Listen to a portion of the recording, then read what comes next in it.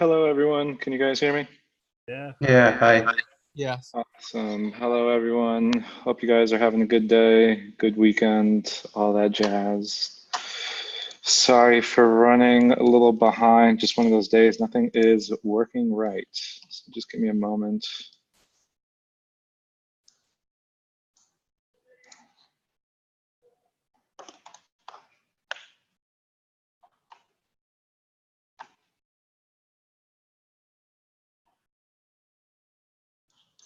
I know you guys don't want to stare at my face for too long, so just one moment.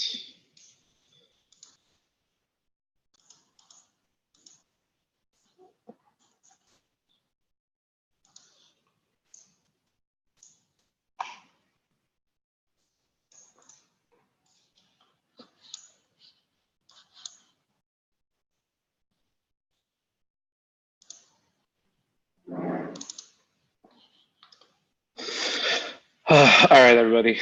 So I was trying to get the VPN set up before we started. And just as I said, you guys would have some difficulty with it. So am I. I'm not getting assigned the correct IP address at the moment.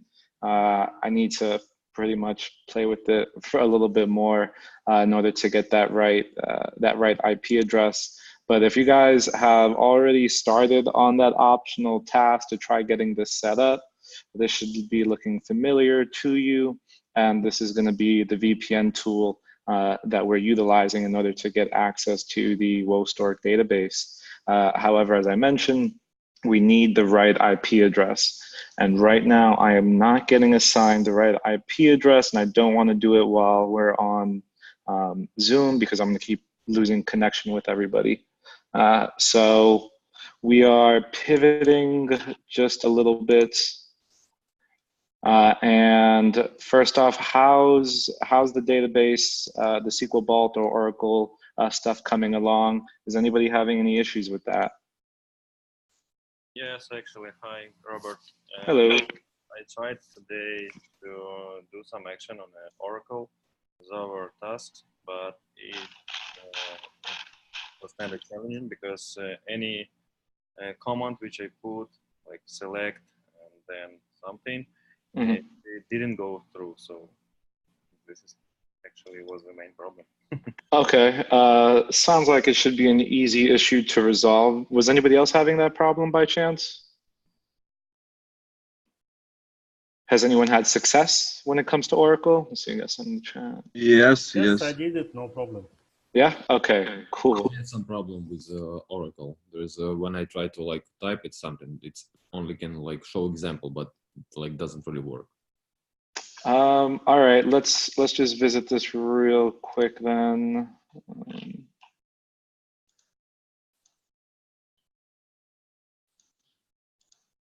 Just want to make sure you guys are all good with this because this is essentially what's going to help you guys really understand all this, just some practice. We want to make sure you guys practice.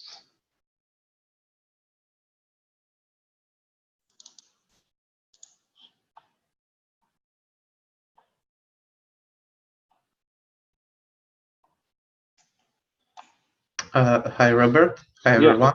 Go for it. I have a question about SQL Vault. It's very cool and useful. So, what about this exercises? We need to finish all of them? For SQL Vault? Yeah. All right, so I believe it's like up to lesson 10. Once you start getting into unions, you don't need to worry about that. And let's just go there real quick. I don't want to jump all around, but let's see. So definitely from number 1 all the way through on nulls, queries with expressions, all the way up to 8. You want to do 1 to 8. Anything past 8, you don't need to worry about too much. If you go past it, fantastic. I would definitely recommend more so from 1 to 8 up to then 13 and 14. So as long as you, and I'll even add that a comment to the stories. just so you guys have something to reference. But as long as you know that, you're golden. Don't worry about joins. Don't worry about creating new databases or dropping them or anything like that. You're not going to be really doing that kind of work. That's out of scope. Okay, thank you very much. Let's go. So just remember, guys, like the type of work you're going to be doing with SQL is just going to be those primary select statements, all right? You want to just understand how tables work with each other, or how all the tables are related to each other within the database, how to get specific information, how to use those constraints, those filters, right? That where clause, how to do some ordering, and then joins. Joins are important, and I want to walk you guys through some joins. I was hoping to have access to the database right now. It's kind of throwing me off, so I really do apologize. So that's how come we're going to kind of pivot around that today. However, we will be going over joins thoroughly. I know that this tutorial does go over joins, specifically these outer joins and these multi-table query joins, which are one and the same actually. Yeah, so we will be doing that together, but that's all you guys really need to focus on. Anything outside of that is out of scope. Views, stored procedures, triggers, database normalization, all that kind of stuff. Do not worry about it. And then just to make sure that this is looking good, just to make sure you're doing the right thing. Let's see, so this first one, right, I want to just select some rows. So all you need to do really is, I mean, you can write it out, copy this, but I mean, let's just insert, right, just for simplicity right now, run this. And is this the error that you're seeing? Yes. Right, okay, so what you need to do, you need to execute this prerequisite. So when you're working with databases, right, you can start writing these types of select statements, but they're not going to do you any good if there's nothing to select from, right? The database needs to be created. The data needs to exist somewhere. So when we do this execute prerequisite SQL, there's this big SQL query that's being executed that's generating the table and all the datas for you to be able to play around with. So if you just do this, you're going to see this, setup complete. And now when we run this, you will get results returned. Thank you. Yeah, it looks good. Thank you. All right, cool. Glad we got that resolved. All right, so for today, let's talk a little bit about some of these other concepts that I've touched on, and I've told you guys, well, for this, you definitely need to understand. And so let's just focus on this right now. So what is a database schema? Is anybody familiar with that term so far, schema? Have you guys read into it all or seen any of the videos about schema? Yes, of course, it will be in a ticket about SQL video. Awesome, right? So does anybody want to tell me what a schema is? So it's kind of a structure how the database works. It's all of this like tables, how it's connected to each other, and all of this. Exactly that. When schema, I'm sure schema is probably a new terminology for most of you, but just think of it as a blueprint. And when we look at the schema, it's just showing us the main tables, or rather the main table and the primary key, and how everything is related. What is the relationship between all the tables, right? Because remember, we're working with relational databases. So there's a relationship between the tables and the data that exists within it. So a schema is developed early on before we even create the database, right? We want to know what is going to be contained within the database. We want to understand how things should be broken out logically. We don't want to have we don't want to lump all this data together that might be related, but doesn't make sense from a querying perspective to have all in one table. As we've seen so far, we've seen that there are different functions and different methods and all these things that are built into the SQL language to help us kind of sift through data. But we want to make sure things are as easy as possible, and we want to make sure things are as efficient as possible. And we want to try to prevent any duplicate records from existing if there's no need for them to exist. So we developed this database schema early on, or this blueprint. And when I say we, I'm referring to the database administrators primarily. The developers might be involved in that, but ultimately they're the ones who are putting out there the requirements for the table, the type of requirements for their development purposes. But you're going to have a database team that's going to be dealing with setting up and maintaining all the databases. And in many cases, there can be multiple databases on one server or a couple of databases across several servers.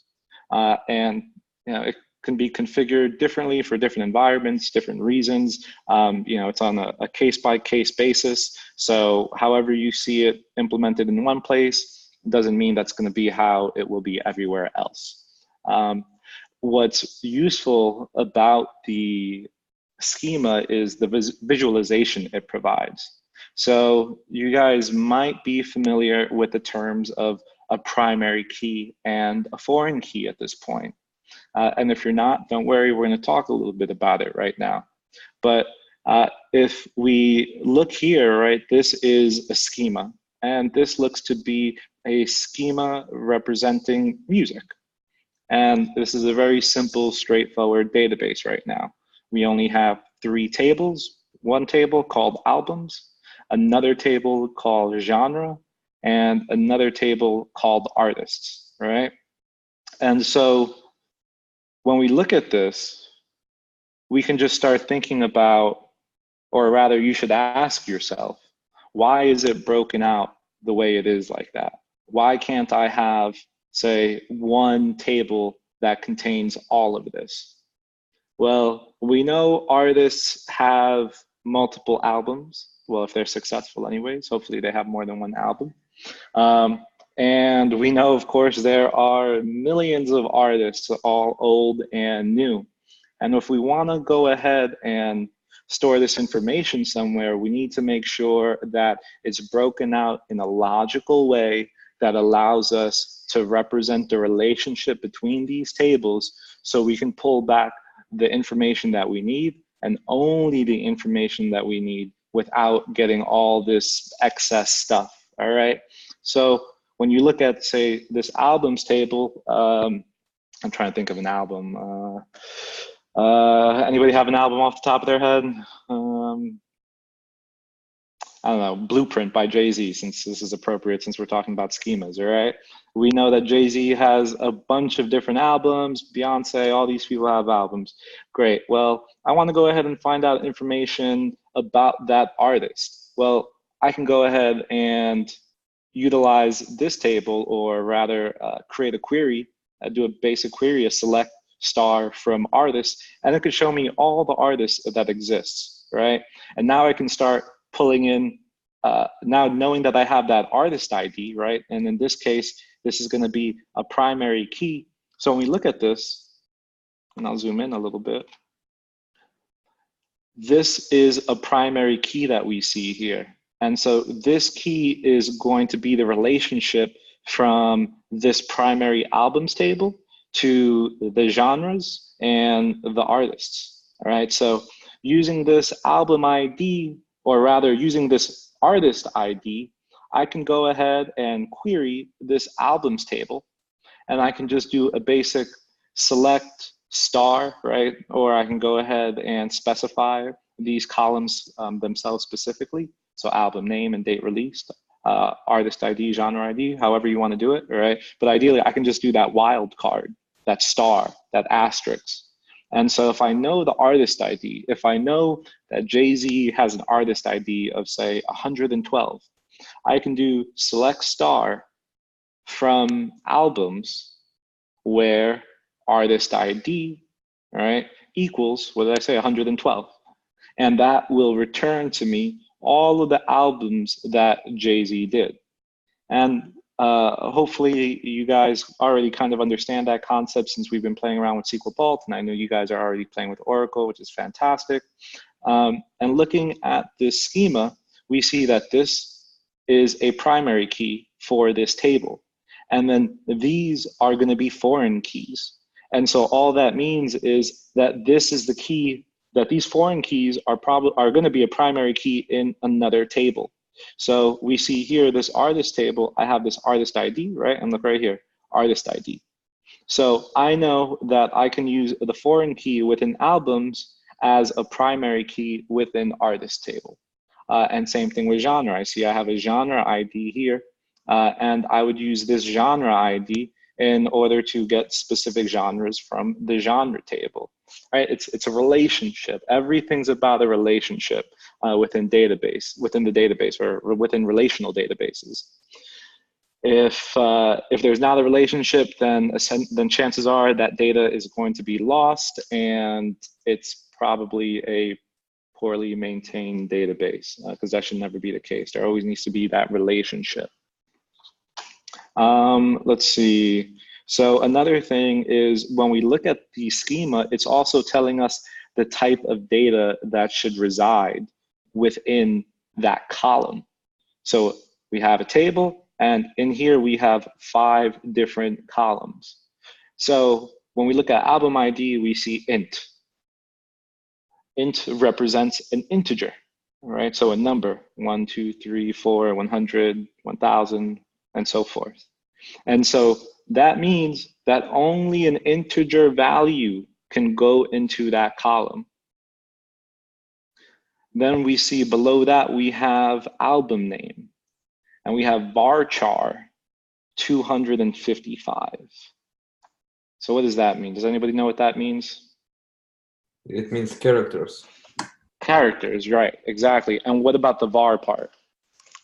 Variable. It's like exactly, variable. Variable characters, something like that. So you guys sound like you're on it, right? So we know that char means characters, and when we say characters, that can be alphanumeric. And var is going to be a variable, right? So the length of that varchar is going to be up to 255 characters. So there should be no album name that is greater than 255 characters. However, we know that there are album names that are going to be much shorter, right?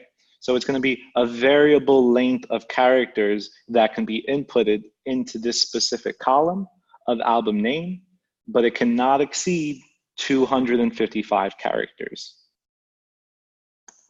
Then if we go down to this next one, right, now we see that we have this date released column, and we have a date and time keyword right here. And of course, I'm sure you guys already know, that means that it's going to be a date time format. So it's going to be a date with a time, right? So a specific time of day as well, because you can have variations of this. And then, of course, artist ID, genre ID, int. And then one other thing I want to touch on real quick is that there are different, we all understand there can be numbers that are very small and numbers that are very large, right? So from 100 to 1 million, 5 billion, 1 trillion, right? And so we need to allocate space in the database by clarifying, or declaring rather, by declaring the data type, we know how much data needs to be allocated, or how much storage needs to be allocated for that specific column.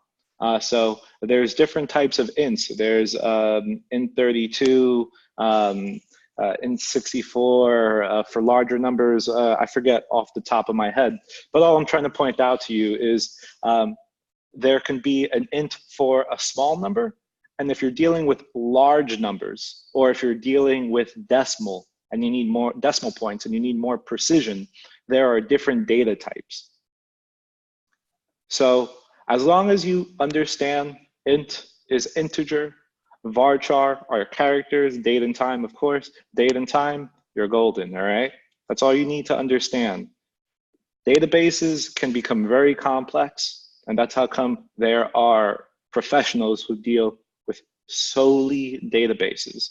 I personally am very grateful for that because it simplifies my life. Ironically enough, my current position and my last position, even though I do a lot of, I deal with databases regularly, I have not had a go-to SQL person in many years, which breaks my heart, but it forced me to understand the concepts and just be better at doing joins and playing around with the database myself. Right, so again, we have our schema, which is just a blueprint, very simple. And then so here we have just a more complex schema, a more complex blueprint. And depending the size of the database, the amount of data, the type of company, you can come across very small and very large unmaintainable databases with a bunch of old data and inconsistencies and all this other stuff. But this is the exact same thing we just saw a moment ago, but dealing with much more tables. And here we can see that we have different, it looks like we have different servers that this might be hosted on. We have, or customer, or rather, I see what they're doing. They're just relating it by the data type. So we have customer data type, we have an inventory data type, and we have a business data type. And ultimately, all of this data has a relationship to each other. And we can query and bring things together that make sense. Again, right, if we stored all of this in one big list or one big table, it would just be unmaintainable, cumbersome, and just confusing.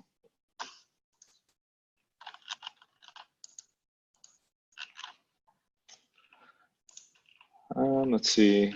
So just want to make sure. All right. So yeah, just want to touch on schema. Does anybody have any questions on schema or when it comes to a foreign key or primary key?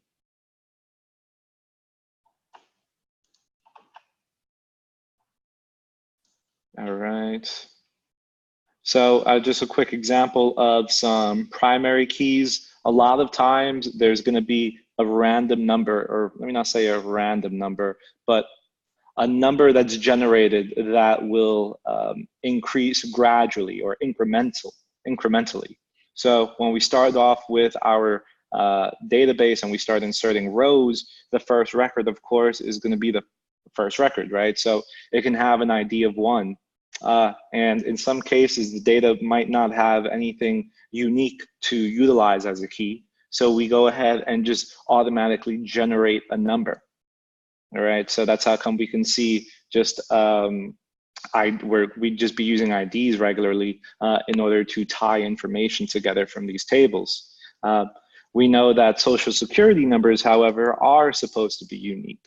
So in cases like that, if you're dealing with social security numbers, you can go ahead and use a social security number as your primary key. And again, the primary key is what's used to find the related information from other tables, so you can go ahead and join it all into one data set.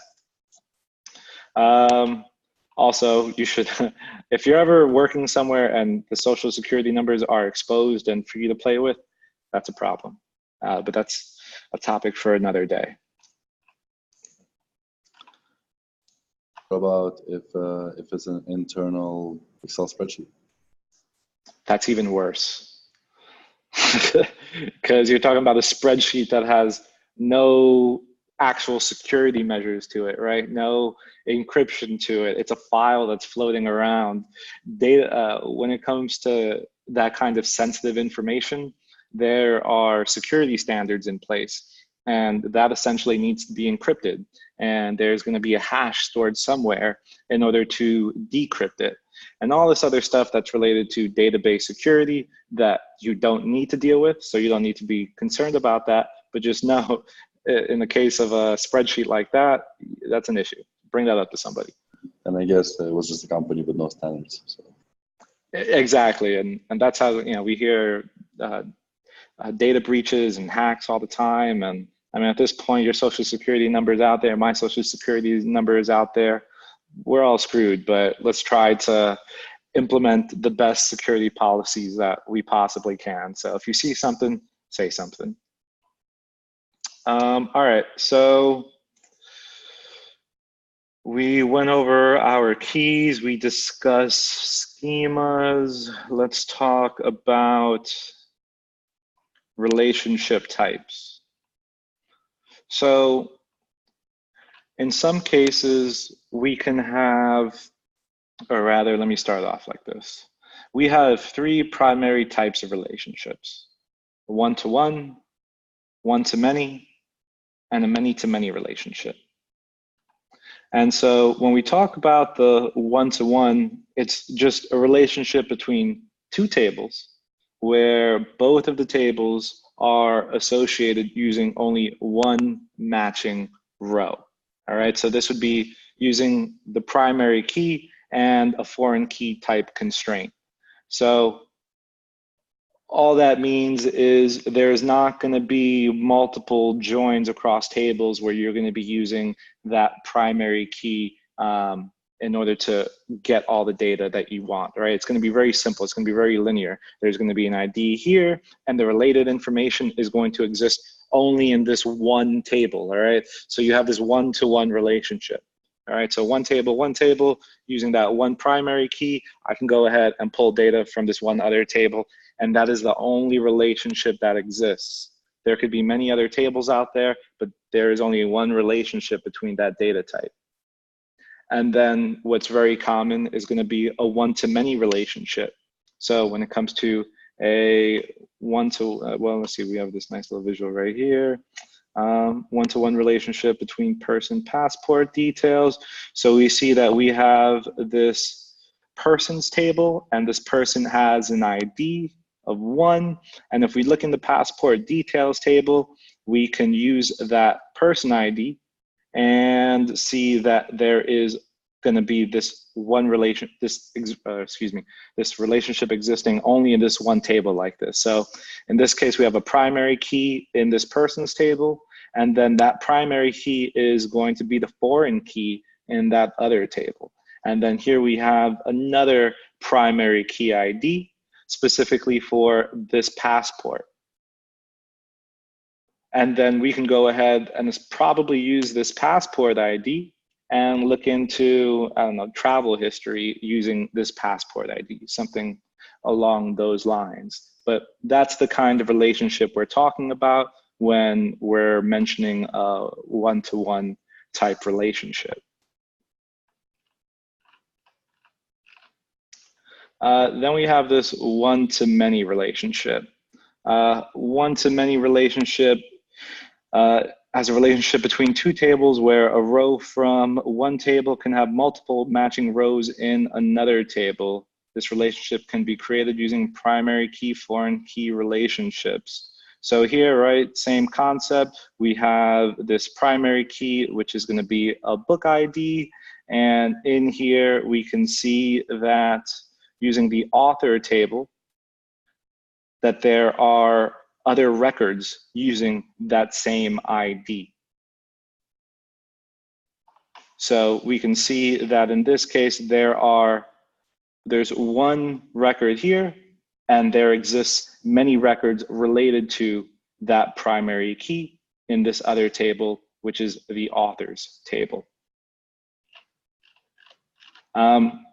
But all in all, I just want to touch on this briefly. It might be a little bit confusing, I understand. And that's how come I really just want you guys, I wish I had the database open right now and access to it so I can just show you exactly how it's implemented. And I'm going to be sure that hopefully we can have that resolved for next class. But when you go through the Oracle exercises and even SQL Bolt, I know that there are going to be some examples that you can work on that will kind of flesh out this concept for you a bit more. you don't need to worry. Again, it's just one of those things, right? I just want to touch on so you have an idea of it, but it's not one of those things that you need to perfect or master because you're not going to be dealing with it. It's just one thing you should just be aware of.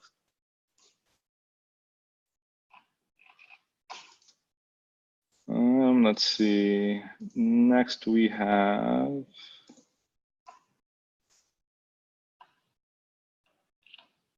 So we started talking a little bit about this already, right? We started talking about data types. Robert, I'm sorry, what about many-to-many relationship? So yeah, I'm glad you mentioned that. Thank you. So when it comes to the many, it's the same concept as really the one-to-many. So here we see, right, the one-to-many in this case. And then for a many-to-many, you will have multiple records that exist within both tables that have a relationship to each other. So the same thing that we see here in this authors table, there would be a bunch more book records that share a relationship with all of these records. I wish I had a better visual for you, but we'll come back to this when we can actually play around with the database a bit more. But as long as you just understand the general concept. What about primary keys in multi and multi? Say that one more time, I'm sorry. What about primary keys in So as far as the primary key is every table is going to have a primary key of some sort. And using that primary key, that's what's going to allow you to create that relationship from one table to the other table. Well, primary key is unique, right? It's not like... Correct. A primary key could never be duplicated. So whenever you're talking about many-to-many relationship, you don't mean that there are multiple objects with the same primary key, right? The primary key will be different. Correct. The primary key would be different, but there's going to be, say, a shared foreign key within that table. And so here, right, is a perfect example. We can see that this authors table, right, we have this foreign key book ID, and we see 1 repeated 3 times, and we see 2 repeated 2 times. However, there's still a unique primary key, which exists here within the author ID column. So if you wanted to say, you can go ahead and refine this query to have a constraint of select star from DBO author, where foreign key book ID equals 1, and it's going to return many records or many rows to you, right? But if I go ahead and use the primary key, it's going to return only 1. So let's say if we are talking about many-to-many relationship in this particular example, let's say there is a book that was written, there are several books that written by John Green, so there will be a separate column in the book section where it says author ID, right? And there will be multiple books and with a foreign key 100, for example, and that will be example of many-to-many relationship. Yes, exactly. Okay. Perfect. What about left and right joins? Oof, good question. So joins are definitely one of those things that it took me personally, it took me a while to like really understand the concept of joins, and I did my best to avoid that for a good while. But ultimately it caught up with me and I had to understand it. So I want to give you a visual when we talk about this. So let me just see what I can find real quick. All right.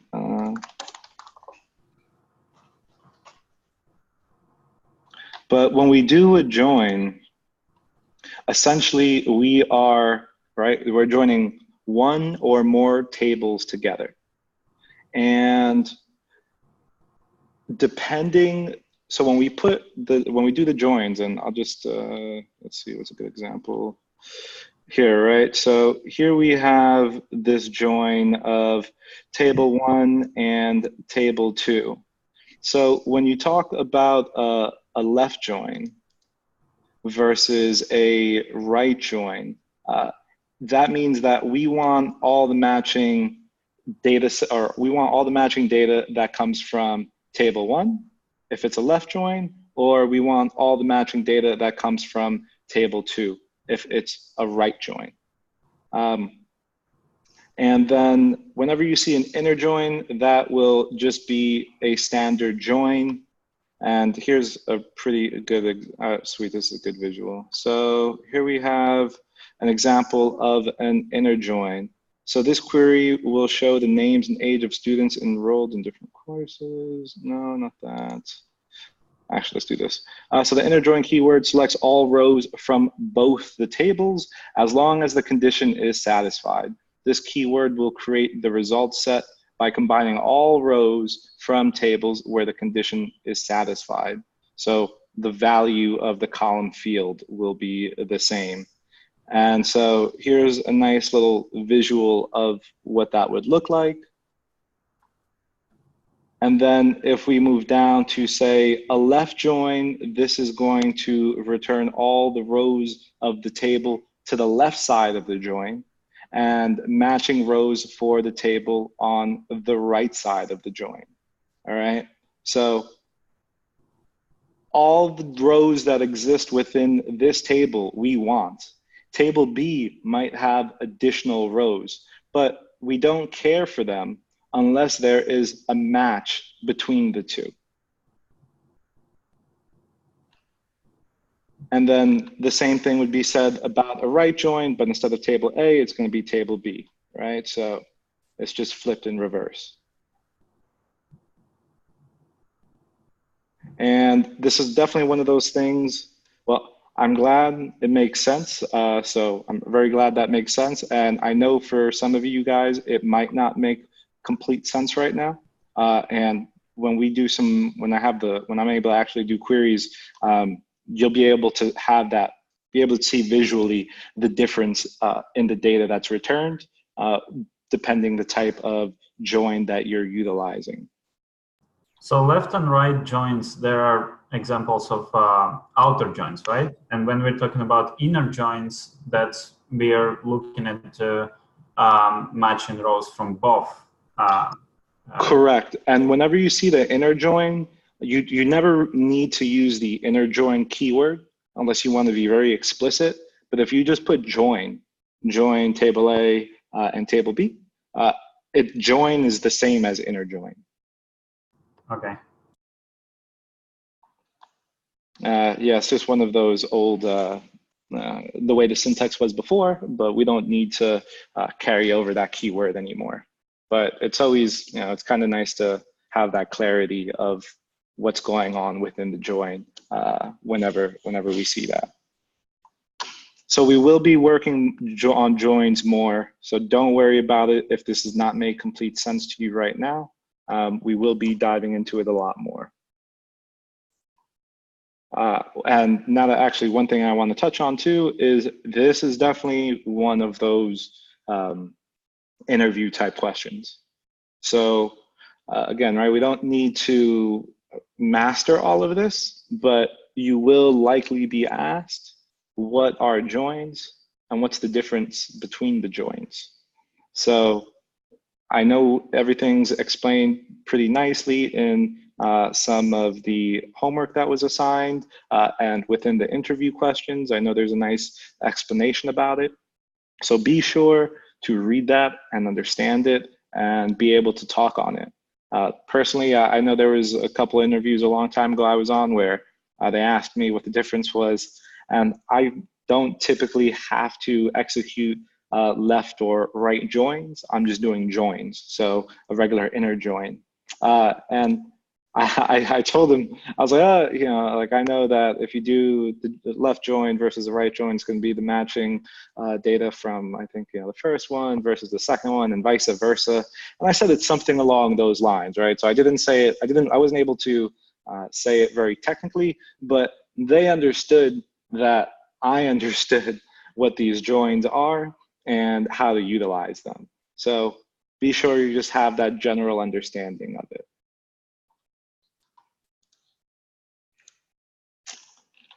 All right, and then so when what's the purpose of databases? The purpose of databases is to, of course, store data. And there's all different types of data that we can store, and everything has its appropriate data type. And when we create that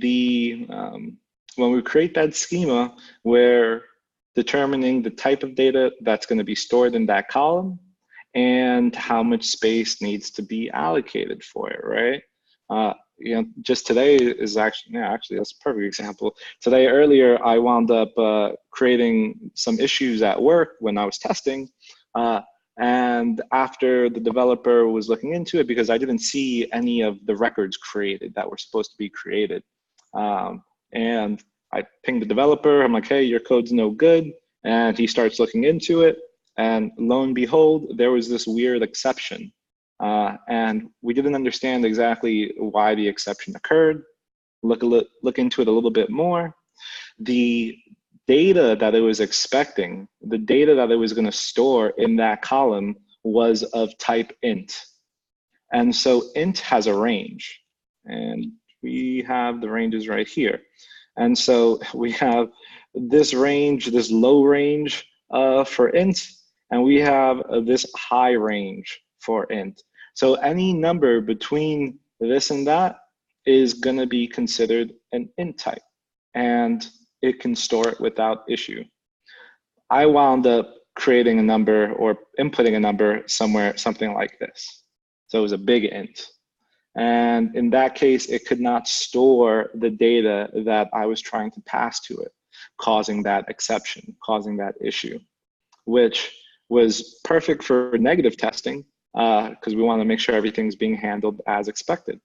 So that's how come when we create that schema, we're outlining the type of data that's anticipated. So we know, again, how much data to allocate.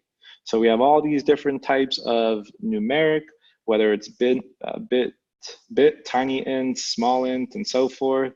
In some cases, especially when we're dealing with, say, currencies, when we're dealing with money, precision is important because we're going to have cents, right?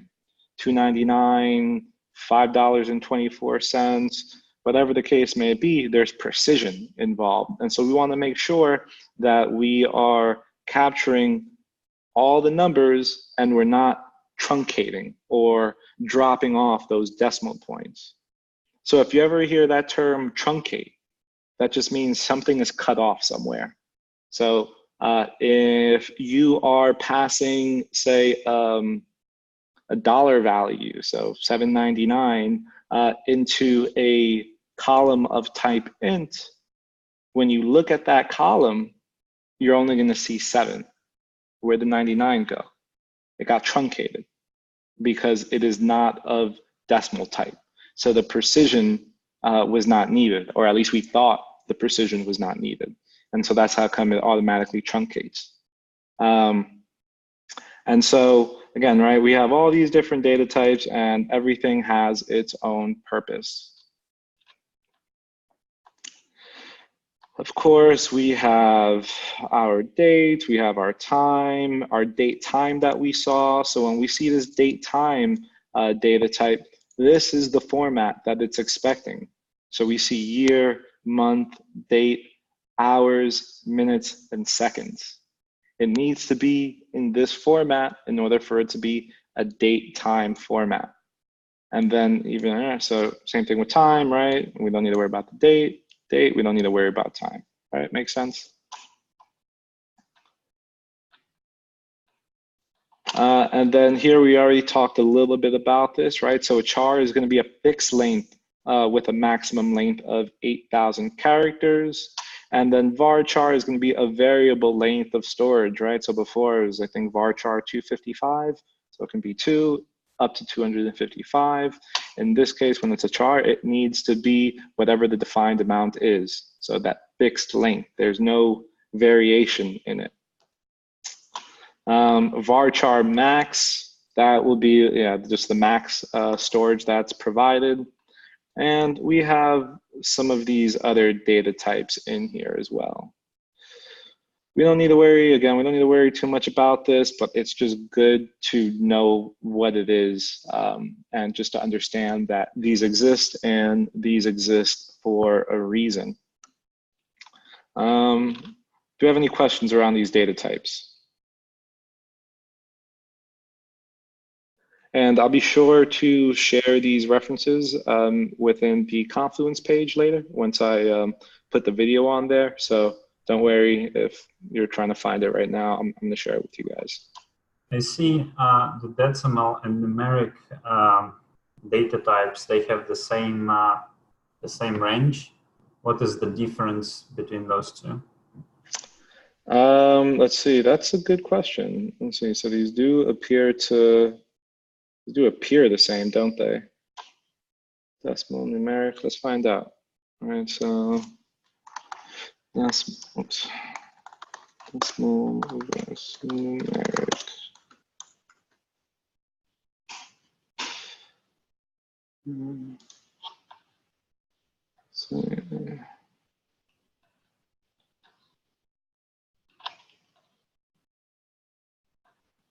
So, oh, sweet, nice. Here's a nice visual right here. So when it comes to the data type of decimal, again, right, when we're talking about decimal, precision is important. So this has a storage size of 5 to 17 bytes, a decimal number containing up to 38 digits. When it comes to numeric functionality equivalent to the decimal data type. So they seem to be exactly the same, which is interesting. Let's see, numeric, decimal, 5 to 17 bytes, exact numeric data type, maps.decimal.net. Yeah, I mean, from what I'm reading right now, it seems that it's the exact same thing. However, you have me very curious. That's a really good question. I'm gonna look into it afterwards, see if I can find any more information about that, but good eye on that. Are any of you guys familiar with Stack Overflow? It's a good source of, there is a lot for programming stuff, like any kind of information. Yeah, I mean, Stack Overflow is going to become your best friend. Guarantee it. You have a question, you're going to Google it. 90% of the time, you're going to end up on Stack Overflow and you're going to find the answer that you're looking for there. You might have to jump through a couple different posts, but Stack Overflow is very, very informative, very useful. I saw this meme the other day that was like, nobody even knows what the homepage of Stack Overflow is because everyone's just Googling their issues and it takes us right to the post itself. So yeah, if you're not familiar with it, you will get familiar with it. Again, a lot of good information on here. Let's see, and what else do I want to touch on today? NoSQL. That is a good one. So I'm going to be completely honest with you guys. If I don't know something, I'm going to tell you I don't know something. NoSQL, I have never personally worked with NoSQL, so I'm no expert on it. Evgeny, if you're on the line, if you want to talk on NoSQL, if you have any familiarity with it, please go ahead. But let's see what we find real quick. Well, I've been working currently with MongoDB, but with NoSQL, not really sure. Yeah. So, I mean, here we just see, right, NoSQL, which stands for not only SQL, is an alternative to the traditional relative or traditional relational databases in which data is placed in tables, and data schema is carefully designed before the database is built. Let's see. NoSQL database is exactly the type of database that can handle the sort of unstructured, messy, and unpredictable data that our system of engagement requires. NoSQL is a whole new way of thinking. Actually, I just Google it right now as well. Like Yeah. NoSQL and MongoDB is basically the same thing. I'll go for it. Yeah, this is very commonly, I mean, in my previous company, we were using MongoDB for storing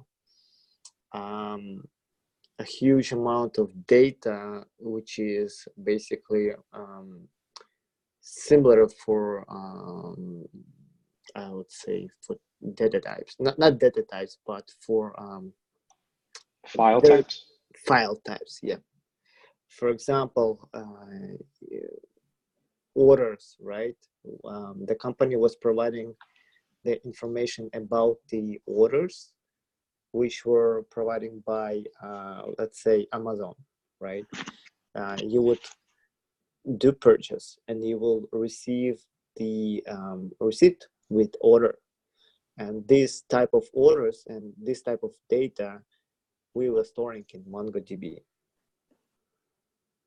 I mean, if it does make sense. For example, Facebook, I believe, I'm not quite sure if Facebook also uses MongoDB, but that would be a good candidate. Like, probably do use something. See it right here, yeah, this Facebook logo. So that is a perfect, you know, as Evgeny's point mentioning right now, typically, now it's coming to my memory. So NoSQL is usually going to be used for data that doesn't have as clear of a relationship.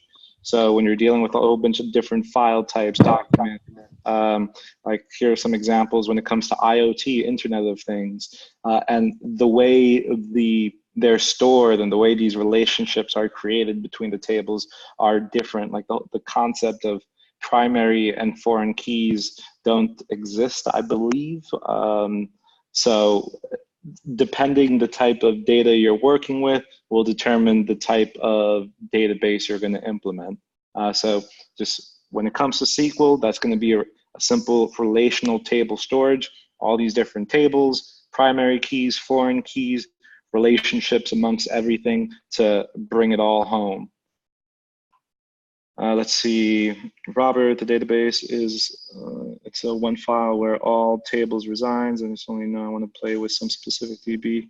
How I can add DB to Oracle in order to play with it, or it consists of many files. So Oracle is going to be, or at least the link I sent you guys, that's going to all be relational databases. So if you're trying to play around with NoSQL, that's not going to be your go-to. If you just Google some like NoSQL online databases, I know you'll come across plenty. However, for the purpose of this class and what we're focusing on is just purely relational databases. That's obviously a lot of companies are using NoSQL as well, but SQL is still a primary storage option that's going to be utilized by many enterprise companies for their data purposes. Do you know if they're using for NoSQL? Do you know if they're using a similar query language, like the same select statements and stuff like that? Evgeny, since you use Mongo. Say it again. I'm sorry. So for since you're using MongoDB, are you using the same type of like select statements? Are your queries similar? No, actually, it's a little bit different. However, you can use select statements through what it calls through the client. They actually can handle it. I was using Robot 3T client for going to MongoDB. You can actually Google it. but for to query, it's basically JavaScript. It's very similar to JavaScript, but no, it's. However, you can do it also. Yeah, like I said, guys, I am no expert when it comes to that. I've been a .NET guy my whole time, so when it comes to relational databases, Yeah, to be honest, I would say I was using MongoDB just very few commands and not a big expert, but in most of the time previously I was using most MySQL databases. So for right now, don't bother yourself with MongoDB. yeah, Right now. master one thing at a time, guys, right? So just focus on SQL right now. Once you have a good concept of that, once you have a good concept of APIs, once you have a general understanding of automation that we introduced to you at the end, then you can start venturing out into some of these other languages and tools. Ah, yes, ETL, good one. I forgot what does ETL stand for. See, guys, I don't have everything memorized off the top of my head. I just Google things real quick. That's right. Extract, transform, and load. So this is going to be, so essentially extract would be our traditional like select statements, the basic query, right? We're extracting data from various sources.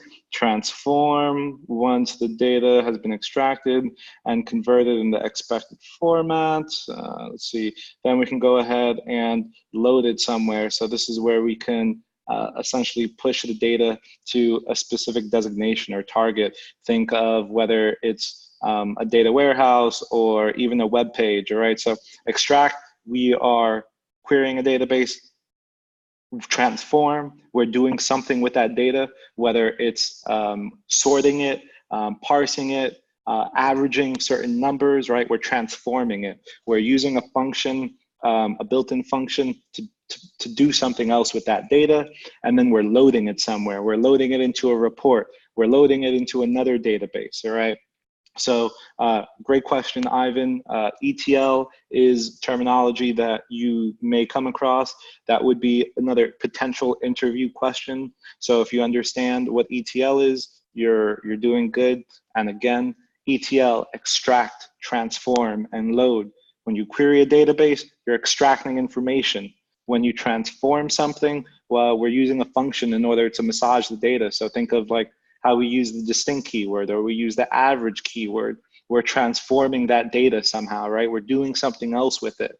And then we are now loading it into a report. We're giving it to an end user somehow. So ETL, keep that in mind. Thank you, Ivan. Does that make sense? Does anyone have questions on that?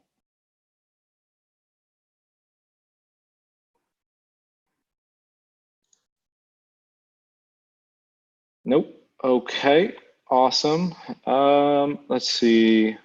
Aside from that, guys, that's all I really have for you today. I really want to do joins with you guys within the WoStork database. I want to show you guys that stuff. So on Wednesday, I will have that working and we can go through that together. And again, if you guys have not set up your VPN and everything, you have more time to do so if you want to follow along with me. But in the meantime, practice, practice, practice, all right? We can talk on and on about all this stuff, but the only way you're really going to start understanding it is if you practice. So even if you don't have access to the WoStork database, using SQL Bolt, using Oracle, using other online resources that have online database for you to use and query against is all that you need to understand these concepts, all right? So practice is key, especially when it's when we're talking about joins. I'm sure pretty much all you guys already have the select statements down. The joins is where it gets a little bit tricky. You want to understand those joins and you want to understand those left and right joins. How How often do you have to use joins in your day-to-day routine? Me personally, I do joins on a fairly regular basis, but my joins are simple. I'm not really dealing with left or right joins. I'm just doing an inner join. I'm getting all the data back, and I'm doing something with the data. So that's how it comes. Again, you need to understand how to query. You need to understand how to join. Once you start doing left and right joins, it starts getting a little fancier, but the concepts are the same. So yeah, that's how I'm utilizing it on a regular basis. Robert, I have a question. So what we are going right now, the select statement and later join statement, like it's a lot of theory, and I just want to understand in our day-to-day practice, like how our task would look like that would require those skills to actually go and perform those select and join statements. Like how, when do we actually need to do that? Like when do we actually go to testing database? Yeah, sure. So a good example of that would be, say you have an application. I mean, let's just think about WoStork, right? We have all sorts of different products and accounts that exist there. We might see something on the UI, on the website itself, that doesn't make sense, or we're questioning something. And so we're gonna be querying the database when we want to do some sort of data validation. So if you're creating a new account and you want to verify that those records were inserted or created in the correct place, you can go ahead and query something. But that's a less likely scenario of you having to query it.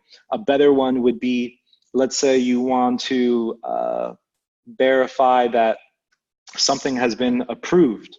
Well, or rather you want a user that has already an approved status. They've already been, they've submitted a medical recommendation, and they have whatever other verification was required in order to place an order.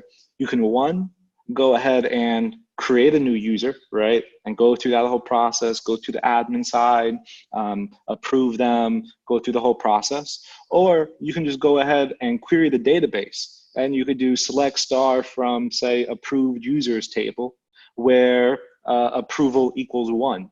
And now you're gonna have a list of all these approved users that you can utilize and start doing some testing with. That's just one example of an easy way to find a specific type of user for your testing purposes by just querying the database. Another would be, say that there is some sort of survey that's given, and we want to see all of the answers that the respondents gave us. Well, we can go ahead and query that survey table within the database and aggregate all that information and do something with it. In my personal example, or my personal day-to-day, I'm going into the database all the time, almost on a daily basis, because I want to verify certain scores were calculated correctly.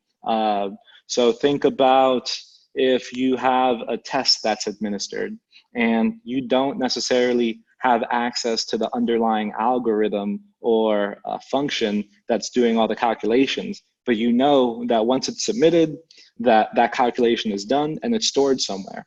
So you might not be able to have, you might not have access to wherever that report is, but you can go into the database and see what exactly the number or what exactly the score was for that user.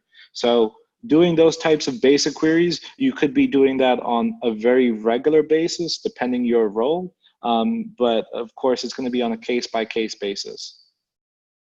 So let's say,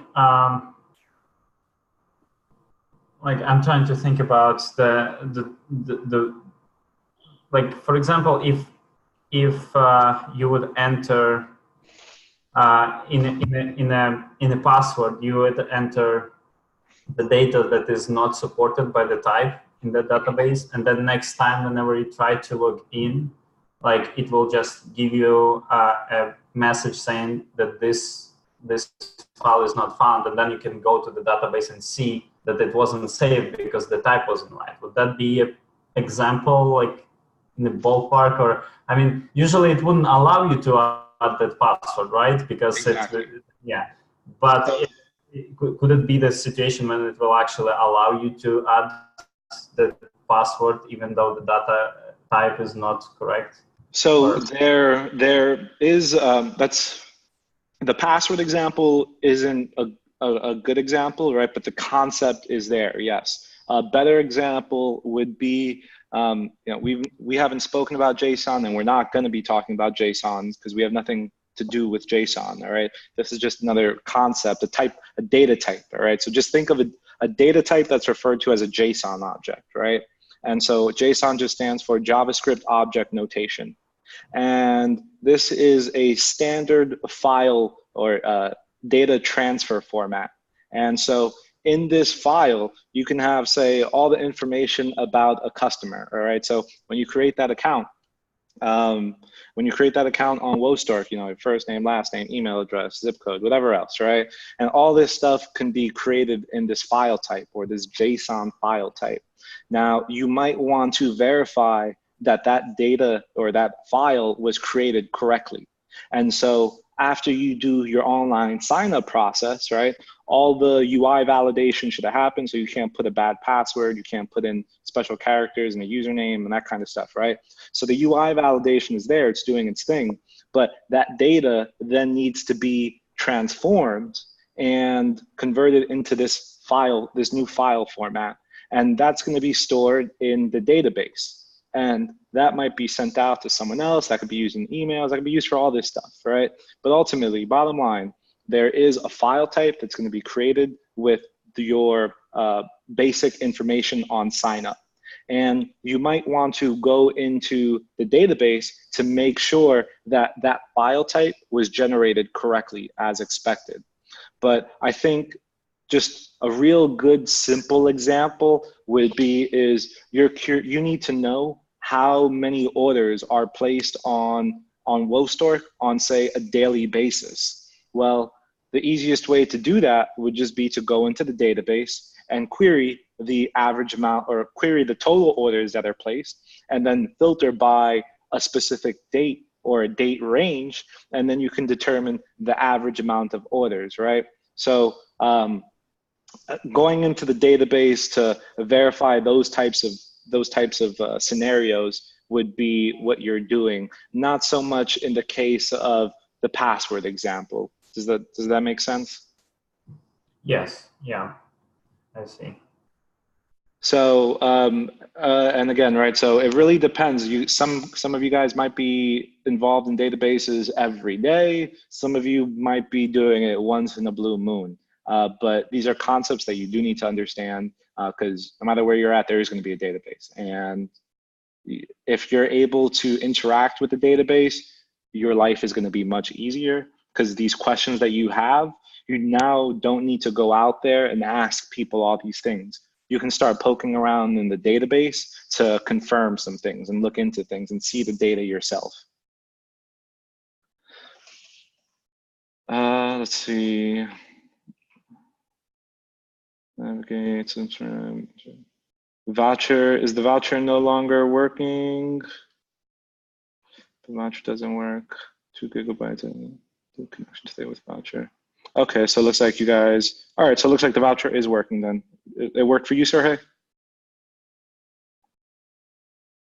No, it doesn't work, but if you provide your email, you will have 11 gigabyte. So it is, I think it's sufficient to check how it works. Yeah, definitely. So if for some reason, if that voucher expired, because we have had it for a few months, so maybe that's the case, and we might need to update that. If you have the basic 2 gigabytes, or if you just input your email and it updates or upgrades you to 11 gigabytes, that's plenty of data. Plenty of data. Just don't keep it on and like go into Facebook and watch YouTube videos and things like that.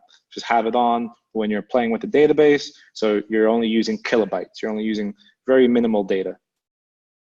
Yes, you're right. But yesterday it's worked, and I checked it today, and it's asked me about Pro, because voucher ain't work, and what's your cap? Location. And what's your data cap? What do you mean data cap? So like here I have mine and it shows me that I have 51 gigabytes left. Does it say like 2 gigabytes for Yeah, you? it's not about data. I trying to switch it on it's disconnect. I trying to connect it, and then it's a window with asking me to get Pro first. I'm not familiar with that issue, and it sounds like it's working for some of the other guys. Yeah, because yesterday I get the WordStork database and working with it, and Oh, fantastic. today it's not. Yeah, that's why I'm asking. It's not like a backward something. Yeah, I tried to quit, restart, try it again. If that's persistent, let me know. Just ping me, and we'll see how to resolve that. But no pro, you don't have to pay for anything. Don't do any of that stuff. All right, I got it. Thank you. Data obfuscation. I even have a hard time saying that word. You don't need to really be concerned about that. We'll talk maybe a little bit about that on Wednesday, but don't get wrapped up in any of that. All right, guys, that's all I have for you today. We'll continue with this on Wednesday, and hopefully I'll have to be assigned that right VPN, and we can play around with the database together. But yeah, have a good night, everybody. If ping us if you're having any issues, and yeah, again, I'll see you all on Wednesday. Have a good night. Bye. Thank Have a you. good one. Thank you. Bye. Thanks, Robert. Thank you. Bye.